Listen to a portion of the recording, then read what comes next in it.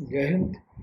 मेरा आज के इस वीडियो का उद्देश्य है जो आर्मी ग्रुप इंश्योरेंस फंड में एक स्कीम है रिटायरमेंट के बाद, जिसको कहते हैं ईआई या एक्सटेंडेड इंश्योरेंस स्कीम। उसमें हाल में कुछ तब्दीली की गई है, उसके बारे में अवगत कराना है। एक्सटेंडेड इंश्योरेंस स्कीम जो है एजीआईएफ में, इसकी भूमिका के बारे में कुछ बताना चाहूँगा। ये जो कंपल्सरी स्कीम थी, ये 1981 में सभी जो रिटायर्ड पर्सन हैं उनको रिटायरमेंट के बाद लाइफ इंश्योरेंस कवर देने के उद्देश्य से चालू की गई थी।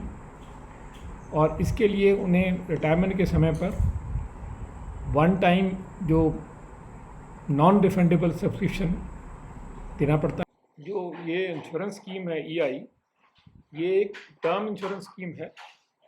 इसका मतलब है कि एक पर्टिकुलर पीरियड के लिए ये इसका बेनिफिट है, और इसमें सेविंग और सर्वाइविंग बेनिफिट कहने का मतलब, यदि जो इसका इंश्योरेंस हुआ है वो उस पूरे पीरियड के लिए ज़िंदा रहता है, तो उसको कोई बेनिफिट, जैसा कि नॉर्मल एजीआईएफ में रिटायरमेंट के समय पे मैच्योरिटी बेनिफिट मिलता है, वो इसमें लागू नहीं है।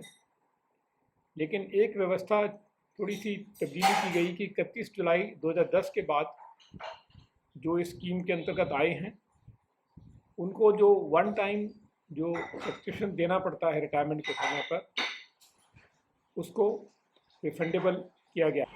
जब ये स्कीम शुरू की गई थी तो शुरू के सालों में जो इंश्योर्ड अमाउंट था वो ऑफिसर्स के लिए 2 लाख और अदर रैंक के लिए 1 लाख था, और बाद में बढ़ते बढ़ते ये जो 13 से 2013 वर्ष से ऑफिसर्स के लिए 10 लाख और अदर रैंक के लिए 5 लाख हो गया। फिर इसमें जो इसकी जो टर्म पीरियड है, अवधि इसकी, उसके अंदर बढ़ोतरी की गई। ऑफिसर्स के केस में ये 26 साल थी रिटायरमेंट के बाद, और 75 साल एज तक, जिसमें से भी जो चीज़ पहले हो जाए। तो अभी जो प्रेजेंट स्कीम चल रही थी 1 जनवरी 15 से, उसमें जो इंश्योर्ड अमाउंट था ऑफिसर्स के लिए 10 लाख और अदर रैंक के लिए 5 लाख था। चंद एक विशेषताएं हैं जो कि इसको यूनिक बनाती हैं। पहला कि इसके लिए किसी भी मेडिकल एग्जामिनेशन की कोई रिक्वायरमेंट नहीं है, जैसा कि आमतौर पे कोई भी हम सिविल में इंश्योरेंस लेते हैं इसके लिए होता है। जो भी लो मेडिकल कैटेगरी पर्सनल हैं उनके लिए भी सेम सब्सक्रिप्शन में और सेम पीरियड के लिए लागू है। दूसरा है कि जो हाई रिस्क कैटेगरी की डिजीज़ हैं, जैसे हार्ट, कैंसर, रेनल डिसऑर्डर और एड्स पेशेंट, उनके लिए ये स्कीम सेम तरीके से लागू है। तीसरा, इसके अंदर नॉमिनेशन प्रोसीजर एग्जिस्ट करता है, यानी कि डेथ होने पर किसको वो पेमेंट, किस मेंबर को, एनओके को मिलेगी, वो है। और जो पेमेंट का जो प्रोसीजर है डेथ के केस में इंश्योरी की, वो भी बहुत सिंपल है। डेथ के केस में जो एनओके द्वारा जो डॉक्यूमेंट्स जो दिए जाने ज़रूरी हैं, वो मैं अभी स्क्रीन पर दिखा रहा हूँ।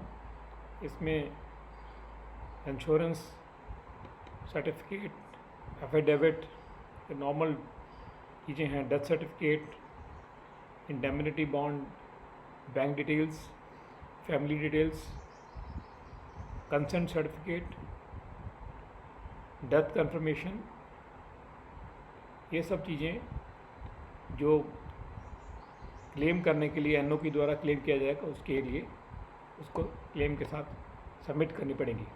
अभी इसके अंदर जो चेंजेस की गई हैं एजीआईएफ हेडक्वार्टर के द्वारा, वो जो मैं लेटर दिखा रहा हूँ 6 मई 22 को की गई हैं। जो पहले स्कीम थी, अभी तक जो इंश्योर्ड अमाउंट कवर था ऑफिसर्स के लिए वो था 10 लाख, और 26 साल रिटायरमेंट के बाद और 80 वर्ष की आयु तक, जो भी जिसमें से जो पहले हो जाए। और जेसीओआर के केस में था 5 लाख। तो सब्सक्रिप्शन अमाउंट ऑफिसर्स के लिए था 90,000 रुपये, और JCOR के लिए 40,000। तो जो पहली बात तो जो इंश्योरेंस अमाउंट है उसको 1.5 गुना कर दिया गया है दोनों के लिए। ऑफिसर्स के लिए 10 से 15 लाख हो गया है और अदर रैंक्स के लिए 5 से 7.5 लाख।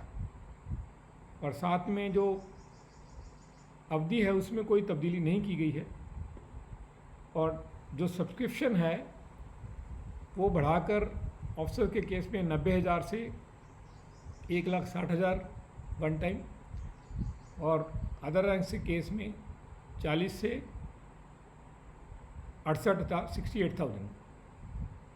और एक इम्पॉर्टेंट चीज़ है कि जो पहले ये सब्सक्रिप्शन थी चंद साल पहले, इसको नॉन रिफंडेबल कर दिया गया था, लेकिन अभी इसको दोबारा फिर सब्सक्रिप्शन जो है इसको रिफंडेबल कर दिया गया है। यानी कि जब जो इंश्योरी है ऑफिसर हो या अदर हो वो 80 वर्ष की आयु तक, या JCOR के केस में 75 वर्ष की आयु तक जब तक वो ज़िंदा रहते हैं, तो उसके केस में उनको ये जो सब्सक्रिप्शन उन्होंने पे किया है वो उनको वापस किया जाएगा। ये जो लेटर हैं इसके जो प्रावधान हैं ये अभी 31 मई से जो भी इस मंथ के बाद जो रिटायर होंगे तब से ये लागू होंगे।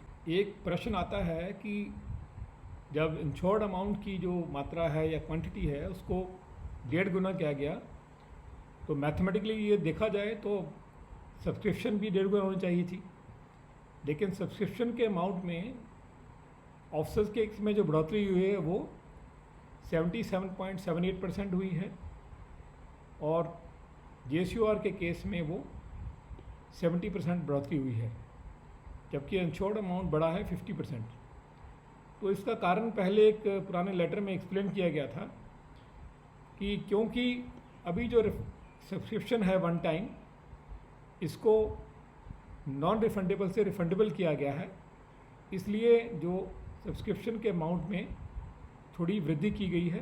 पहले भी एक बार जब 31 जुलाई 2010 से इसको रिफंडेबल किया गया था तब भी ऐसी कार्रवाई की गई थी, इसलिए जो है इसको अमाउंट जो है सब्सक्रिप्शन थोड़ी अधिक परसेंटेज में बढ़ाई गई। सबसे एक बार फिर अनुरोध करूंगा कि मेरे इस वीडियो को देखें, शेयर करें, लाइक करें, और जो मेरे इस YouTube चैनल को सब्सक्राइब करें। और यदि इससे कोई संबंधित प्रश्न हो तो कमेंट सेक्शन में जाकर पूछें।